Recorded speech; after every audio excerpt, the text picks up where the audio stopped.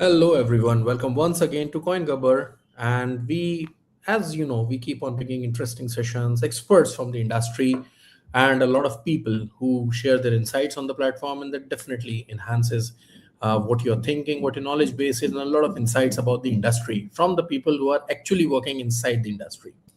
We are joined today by Brian. Hi, Brian. Hello. And Brian is from MyEtherWallet, which is an upcoming project, a strong one, technically very sound. But we'll be discussing about things later about the project. Right now, the hottest topic in the ecosystem, in the Web3 or the crypto ecosystem, the recent crash of Bitcoin. So, Brian, I've heard a lot of news about why Bitcoin crashed, why the crypto market crashed.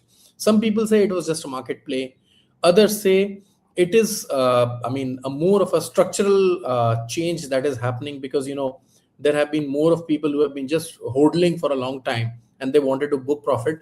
So this is, the contradictory opinions coming from the market. Some even say that the Bitcoin has started moving along with the market now. Earlier, it was using in contrast inversely to the gold, the petroleum, and the dollar price.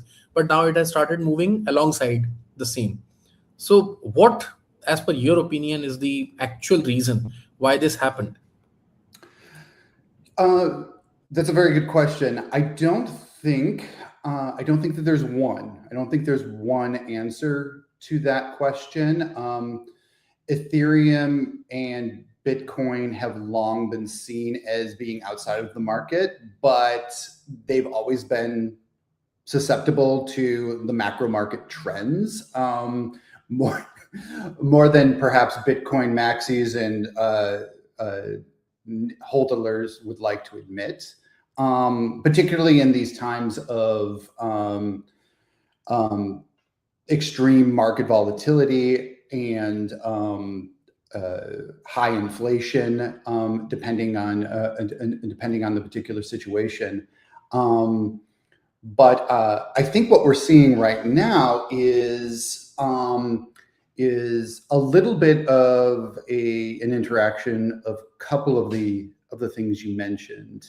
The first being that a lot of people wanted to take profit. There was, last year we were hitting record highs, and the time it came. But also, I think that the macro environment is such that we're seeing that just a lot more volatility in the traditional markets, and the way that tech stocks have behaved, particularly AI stocks, have made those assets much more attractive than they had traditionally been to people who were trading meme coins or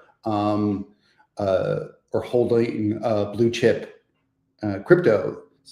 So I think that what we're seeing is a little bit of a convergence of these things, and the fact that there are so much future uncertainty with the future of AI makes it a breeding ground for speculators in ways that the traditional markets don't typically, and that crypto has long filled that niche.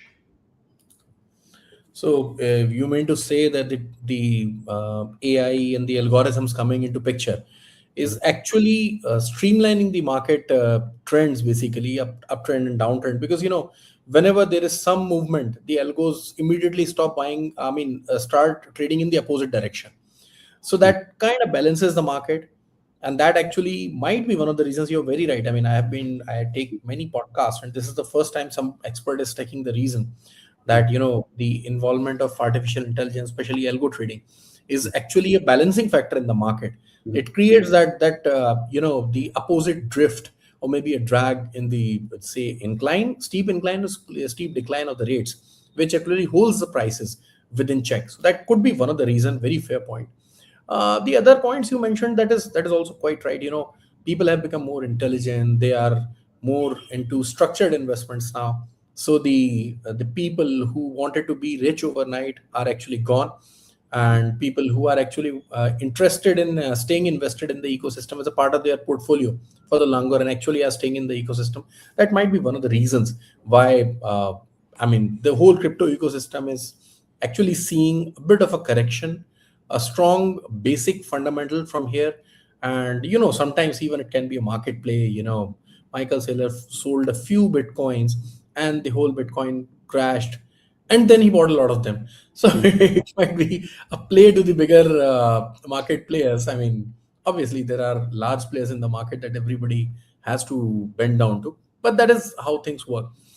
But if we talk about the other ecosystems, like we would like to understand how long have you been in the ecosystem, your personal journey before Web3, before crypto. Mhm.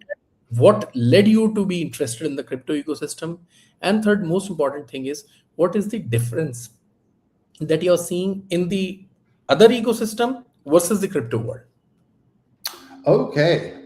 So yeah. So I entered the crypto space in late 2017. I had previously been working operations for some smaller startups in edutech and industrial robotics, and for a uh, for a while I was really but during those periods I was became really interested in products and how product development and how products can be tailored to address particular markets. It was 2017 when I was working in the robotics space when, as it happened, the CEO that I was working under at the time expressed the interest in putting some of our treasury in Ethereum. Now, we didn't end up going that route, and that was probably good because we were very near the top of that cycle. So it wouldn't have been a good time to come in. But we, during that period, I began investigating Ethereum, investigating self-custody, and I became interested in it. And this is just a turn of fate. One of the engineers that I worked with at this company was good friends with Kasala Hemachandra, who is the founder and CEO of MyEtherWallet. And he put me in contact with him. We met and hit it off, and sort of went our separate ways. Like, well, hopefully our paths will cross again. As it turns out, I left the robotic startup at the end of the year. This was around the time when MyEtherWallet was going to start pivoting from being a sort of niche developer product into being a full-blown consumer product. And so Kosala and I reconnected, and I joined the team, and we built out the MyEtherWallet team, and we've been running ever since. So that's how that was how I became introduced into the space.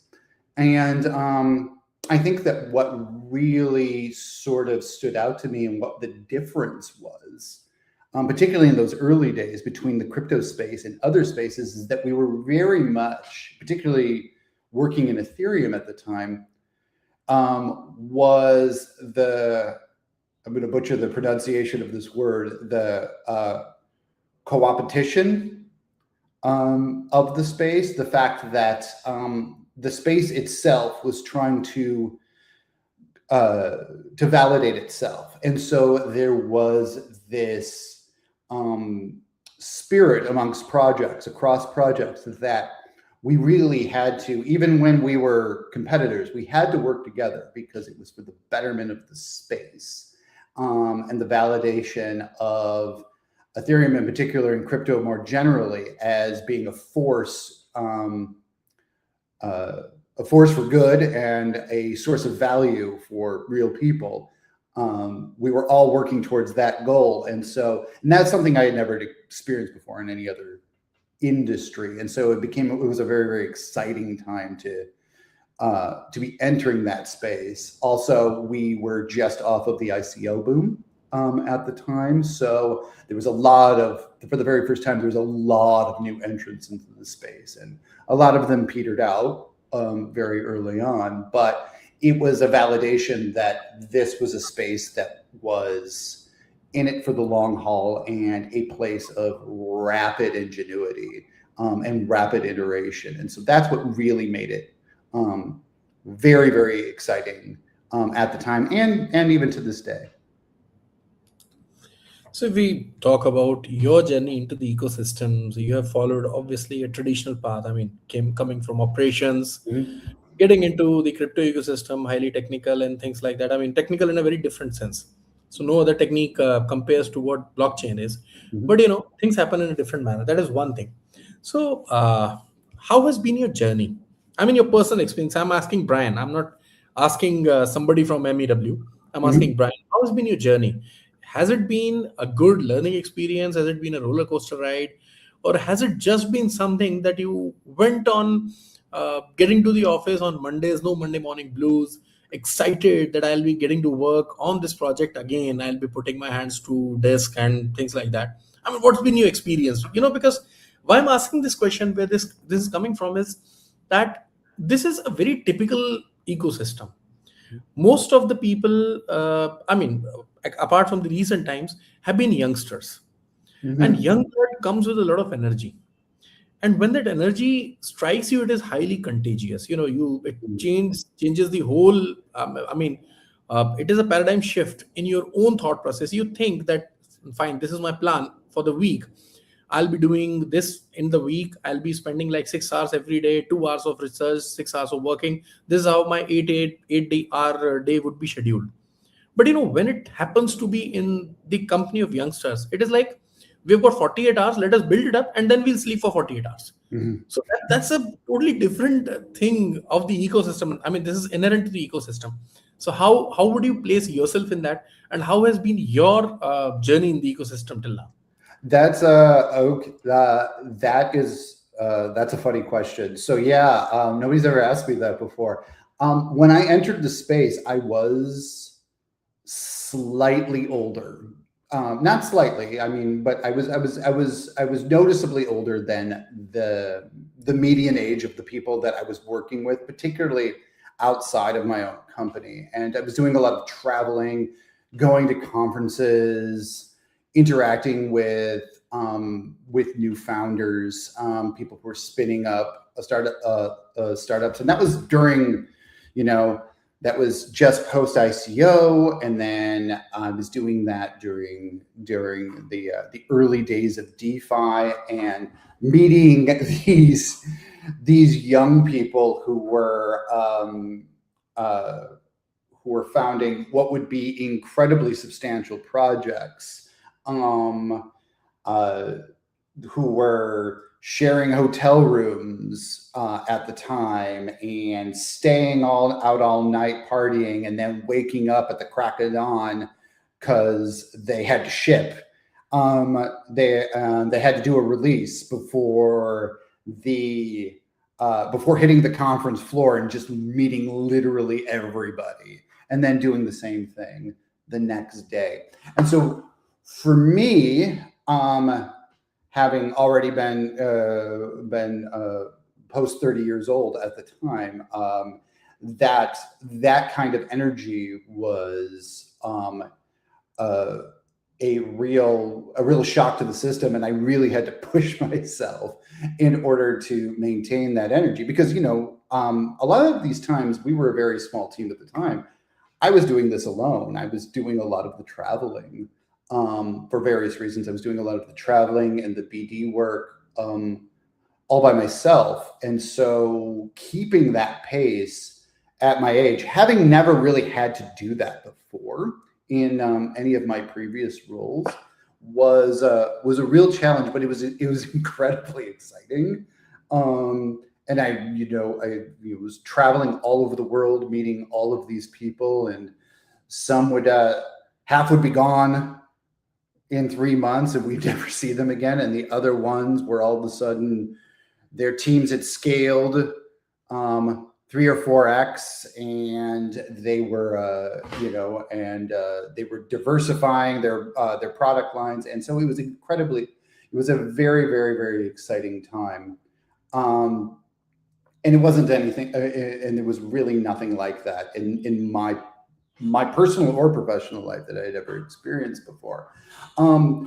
As time has gone on and the space has matured, there aren't quite as many new entrants. There are more barriers to entry for younger groups. There was there was a certain period there where a lot of people were entering without any startup capital. They were releasing a token, and they had released a token, and they were at these events trying to drum up investors, you know, but they already had a project live on mainnet. That doesn't really happen anymore.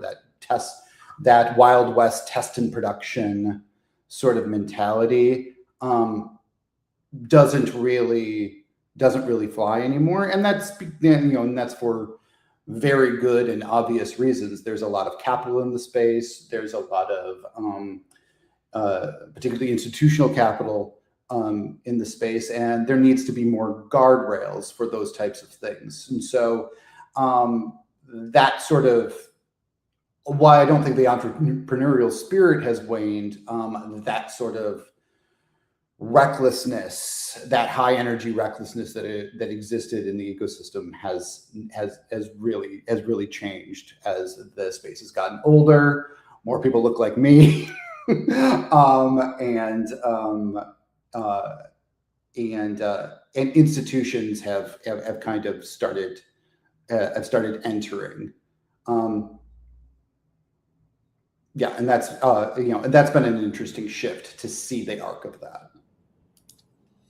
I mean, you're not the only one in that rowing in that boat. Even I mean, had like 21 years of experience before entering this field, 5 years before. So, I mean, even I come from the same, but I have been into financial consultancy side. I mean, I work with one of the, one of the largest assurance auditing and assurance firms of India. So that is, I mean, ranked among top 100. So that is how we do things. But you know, times it's about time. What is the right time to enter the ecosystem? And hope you find it interesting that we both entered the ecosystem at the right point in time. And that brings me to the next part of this discussion, MyEtherWallet. So, how did you enter this ecosystem? You told us a nice story about your co-founder and how you went into this project. But you know, what has been the journey when it comes to the product side? I'm not talking about your journey particularly.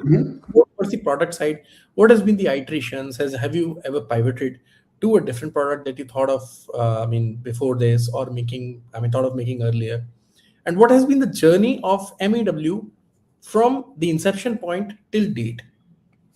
Of course. So for those who don't know the history of MyEtherWallet, MyEtherWallet is the very first graphical interface for users interacting with the Ethereum blockchain. So for reference, Ethereum launches in July of 2015. MyEtherWallet launches in August. Prior to that, you pretty much had to interact with the command line.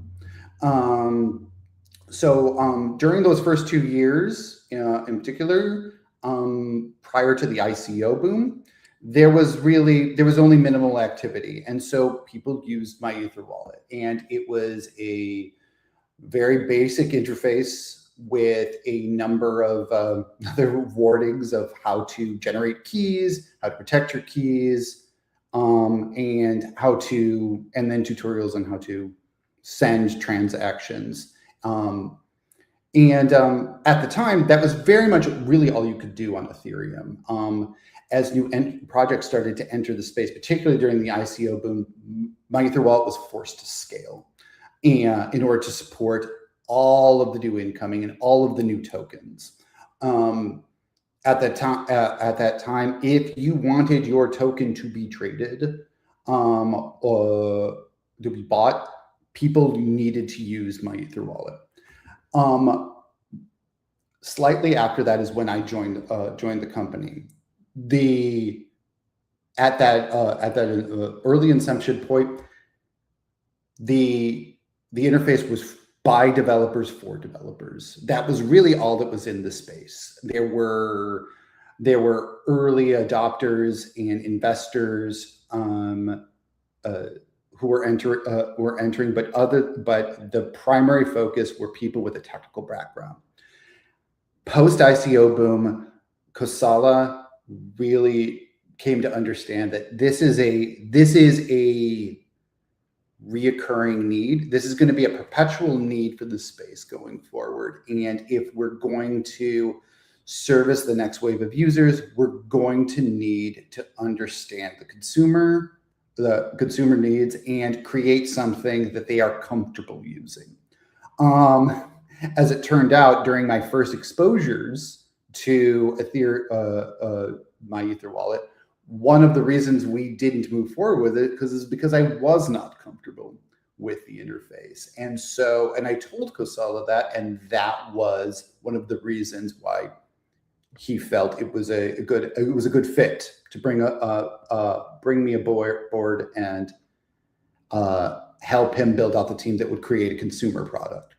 And so that's what we did. In the following year after I joined, in early 2019, we launched what was at the time version 4 of the web interface.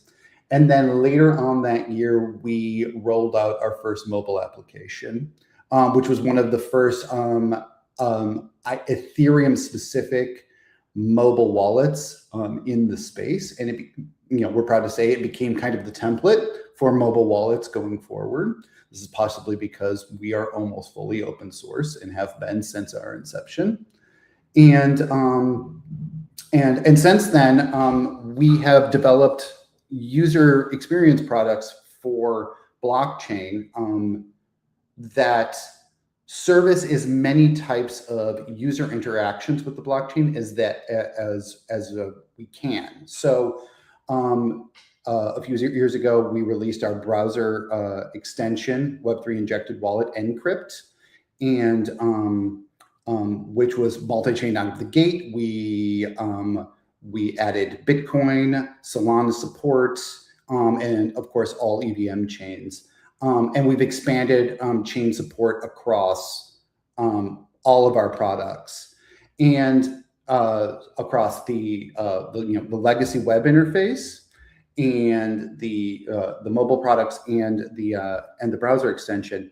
And with that, we cover a lot of what the current crypto ecosystem needs in order to actually interact with the blockchain, self-custody, keep their keys safe, and each tool sort of helps users in particular scenarios. So what mobile users we find are day-to-day users. They check their balance there. They make small claims. They do quick trades in small amounts. Whereas our legacy users are much more the early adopters who use cold storage and hardware wallets. Sometimes even software wallets that they generated way back in the day, and we still allow those more technical users to interact with their wallet in those very particular and sometimes esoteric ways. And then we also provide that Web3 injected experience where it's just the wallet sits in the background and lets the user trade or submit to liquidity protocols with as minimal friction as possible. And so that's really what we've always focused on doing. It's really about creating sort of battle-tested security with a unified user experience that people have come over the years to trust, and always being able to make sure that our users are exposed to the newest narratives that are emerging in the blockchain space, without them having to sacrifice any of those things. Still being able to use you interact with these protocols with the same ease of use as they did when they were interacting with Mu when when they first got into DeFi or first got into NFTs or wherever they entered into the space. So I mean that seems like quite a narrative, I must say. I mean, the way you started it, progressed it, developed the products, kept on increasing wave after wave as to what seemed to be an add-on on the earlier experience of the users, those who come to the market, those who come to experience your product. But if I just simply ask you, where would you place yourself in terms of a product in the market categories? Where would you place yourself? Are you just a facilitator? Are you somebody who's trying to build something ahead of time? Or would you place yourself as somebody who is still on, I mean, in the phase of developing something that is going to revolutionize the ecosystem in the times to come? What would your answer be to this particular question? I mean, I know I'm trying to put you in a fix, but Mm-hmm. defines the product best. That, to my perception, that is how the product is defined best. I think that that's an excellent question, but I think we are the first two. We are both a facilitator and uh, placing ourselves at the edge of the ecosystem at all times. If we're doing our job, we're putting ourselves the into the most innovative space that a facilitator can be in at every particular time. As the blockchain space sort of evolves, we have always tried to be there to anticipate the need of the user when they are trying to interact with these newer protocols, because where we feel we're not simply a facilitator, we're also a tool of discovery. We've always felt that, like, if you can't do the newest thing, you can't interact with the newest chain, you can't contribute to the newest protocol, then you are not fully able to experience the power of self-custody and interacting on chain. And that has always been our philosophy. And so we have always tried to be at the forefront. Like I said up top, we were the interface that powered the ICO boom. We're one of the very first wallets to start doing native integrations for DeFi protocols. The first being Kyber Network way back in the day. We were the first or second native integration of Aave version 1 when it launched, because we knew that the decentralized liquidity protocols were going to be a huge boon for the space, and we wanted our users to have exposure very, very early on, but we wanted them to be safe and secure and also be able to interact with via the connection method that they were most comfortable with. And so MyEtherWallet.com was the best tool to do that at the time. We were, and it was the same thing with the NFT narrative. It was so we've always wanted to be out at the forefront, giving users exposure. So if they wanted to opt into those newer narratives that were going to be impactful, they could do so. And so that has taken a lot of thought, and it's taken a lot of us keeping our fingers on the pulse of, like, where is the value coming from in this space. Right now, we're very excited about the RWA space. There has been talk for years about bringing more of people's financial life on chain. Established players in TradFi have long been expressed interest. JP Morgan has had a blockchain wing forever, but those changes have been slow. But now that we have issuers who are taking seriously the potential for on-chain interactions for tokenized equities, tokenized ETFs, and other types of securities on chain. We think that it's really important in these early days to provide our users with exposure to those assets and educate them on where the benefits are in these assets, because the traditional financial world is changing. And I don't think that people are quite as comfortable with a set it and forget it approach to investing. And so being able to custody those assets and have access to them 24/7 is something that that is not only more efficient, but it's safer, particularly for retail users, to be able to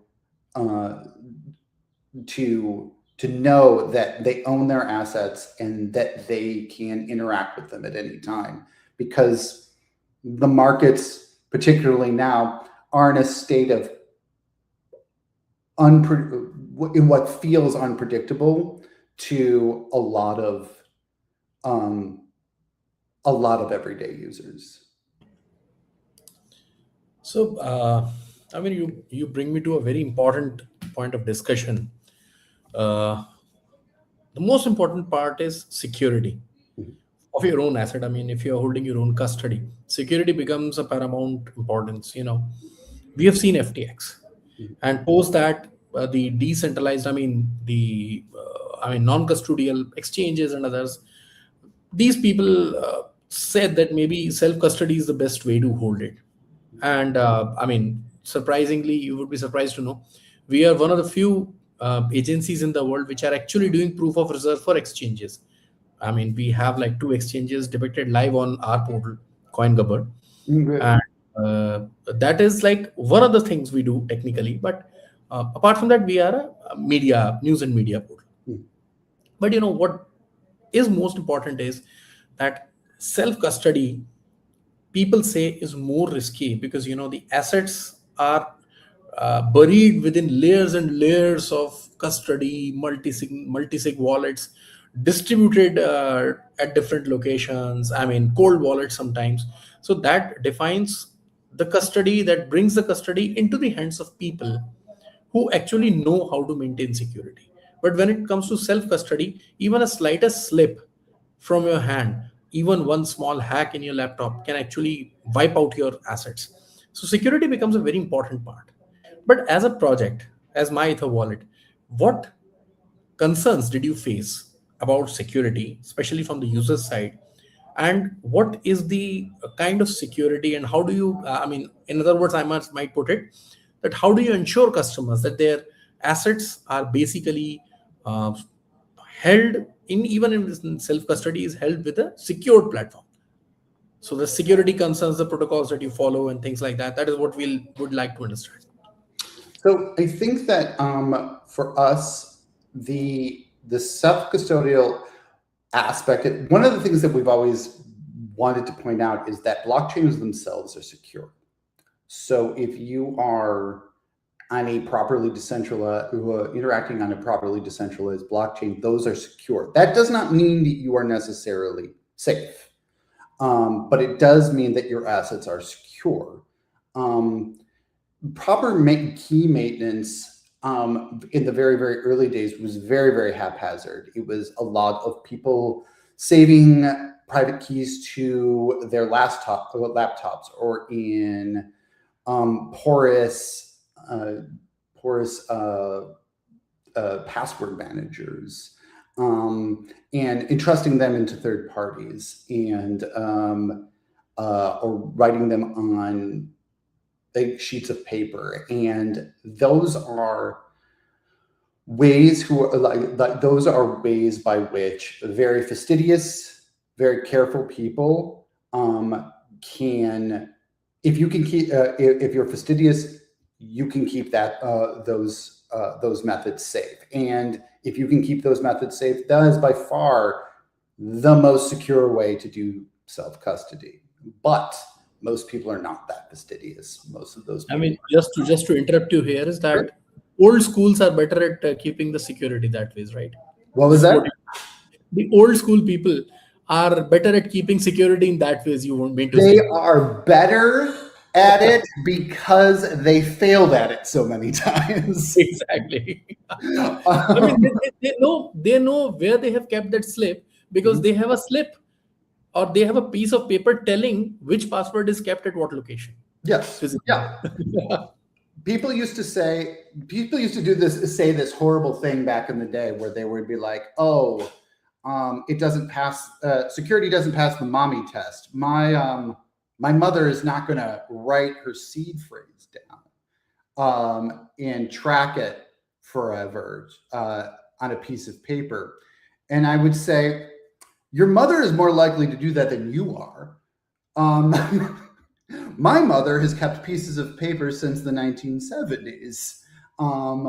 So that's not actually the issue. The issue is not that that certain crypto unsavvy people are not going to write down and track their that they can't do that. The problem that you run into is that people don't think it's important enough to track as a phone number of your best friend from 1984. So that was, and people were kind of always shocked when I would point that out. That this is how people used to do security, and this is how people used to handle their bank account, and it worked pretty well. More secure, more attack vectors came the less analog traditional services, financial services got. And so I think that one of the things that we ran to very on in the early days is that you had this very manual sort of analog process of security for high-tech interactions, and in the long term that wasn't scalable. And so now what we have is a situation where key storage is easier than ever. It's device specific. It's tied to devices. It's much less likely for your key to leak, and so you only need to maintain a key in order, if you manually maintain your keys to the extent that you need to switch wallets and import things over. And so key management has become easier than ever. And in the early days, we would get tickets every day about how they've lost their keys. And despite all of our warnings, there was nothing we could do. There was nothing we could do to help them. We don't get those the way we used to. We just don't. And the reason is that the user is more savvy, but also that just the baseline technology for securing assets is just simpler. It's just simpler. And so, and now with things like, social recovery and, and multi-sigs, it's easier than ever to sort of spread that risk across. And so for self-custodying, in many cases, you have access to many of the same security features that the larger crypto institutions have. You are more, I think that you are more at risk the more centralized your custody is in third parties. The more you open up yourself to human error or malicious activities. And so I still feel like self-custody is not only the safest, but also the place where the most value from blockchain interactions is extracted. I do feel like while there are risks with self-custody, just like there's risks to carrying cash in your wallet. I think that with crypto in particular, that you leave value on the table by not self-custody, because you just limit what you're able to do and the time you're able to do it in. So, I mean, that is an interesting perspective about the product. But if we move to the next part of the session and would ask you, what next? So you've come through a number of iterations for the product, improvements in terms of security, in terms of product features, in terms of the facilities that the users get while they're interacting with your product. But there's always in the boardrooms, in the founder rooms, there is one word that is always roaming around: what next? Because to a founder, an idea is old the day it hits the road. Mm-hmm. And then you start thinking about something new. So what is next with MEW? So where our head is at is what does a permissionless brokerage look like in the next year, 2 years? How do we build out Robinhood for on-chain interactions? Right now we're just I indicated earlier, we're very excited about the RWA narrative. I think one of the reasons that we are in this sort of crypto slump is because this narrative has not properly taken hold with retail investors. And once it does, we're going to see a lot more people coming on chain and a lot more people interacting both with traditional RWA assets and crypto native assets. And we want to be the place for that. We want to be the Robinhood for on-chain interactions. And so we're going really, really, really hard on that. And something that crypto OGs can trust, and people who are used to working with,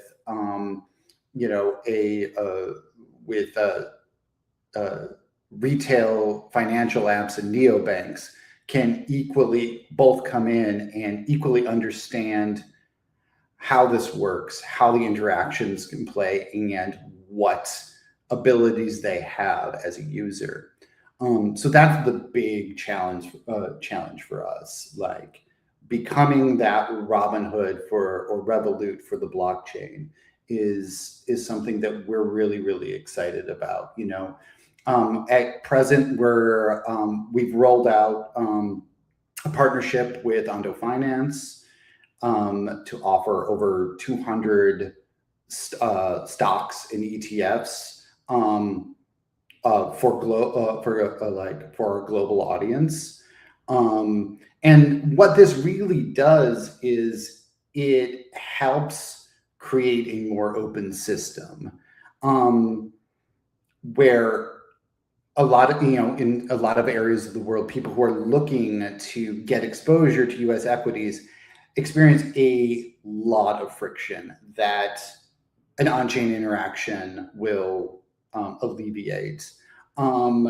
And so getting exposure to, say, QQQ in Western Europe, that can be a real pain point. It's not that it can't be done through traditional means, but it's just not as easy as going on to Mu and making a quick trade. And we want to amplify that experience, and we want to make that experience broader and more robust as more and more of these types of assets come on chain, and the broader global audience looks to diversify their portfolios beyond what they are currently able to do through their traditional brokerages. So that's something that we're really excited about, and we think that is going to be an explosive narrative in the blockchain space over the course of the next 12 to 18 months, as people really start to tune in to what's happening on chain. So when we come to a product like this, I mean, there are a lot of questions. Obviously, most of them related to how it developed, how it is faring, and how are the users taking it. And the most important of them comes about the security. And you have answered it all well. Definitely, the viewers of this podcast will be happy to know that such kind of a product exists and that the team is still working on some bringing something new. The perspective that we started discussing today was about what the market is going like and how are things moving. But with a wallet, specifically focusing on something that bridges the gap between Web 2 and Web 3, that is the real world asset, that is basically going to be the base behind merging the two worlds. I mean, if people are able to transmit frequently between Web 2 to Web 3, RWA is going to be that bridge, and you're already working on that. So that, I mean, is quite an interesting thing, and that is actually something that people should look forward to. So, Brian, thank you so much for being with us, for explaining what MEW looks like, for sharing your views, and coming to the CoinGabbar portal. Thank you so much, Brian. Anything I've missed or any closing note that you would like to give to our users? Only thank you very much for having me. This has been a pleasure, and I just want my closing thought is that things work better on chain, and on chain works better with Mew. That's great. That's well said. So, guys, this was Brian, and I am Sudeep, your host from CoinGabbar. Thank you very much for being with us. If you have not been able to listen to this podcast right now, the same will be streamed on YouTube and other handles even after the session is over in the form of a recording. Do watch it, watch what MyEtherWallet is doing, and just go check how entrepreneurs build. With this, we come to the end of this session. We'll keep bringing you more interesting stuff onwards. Till then, thank you so much for being with us. Bye bye.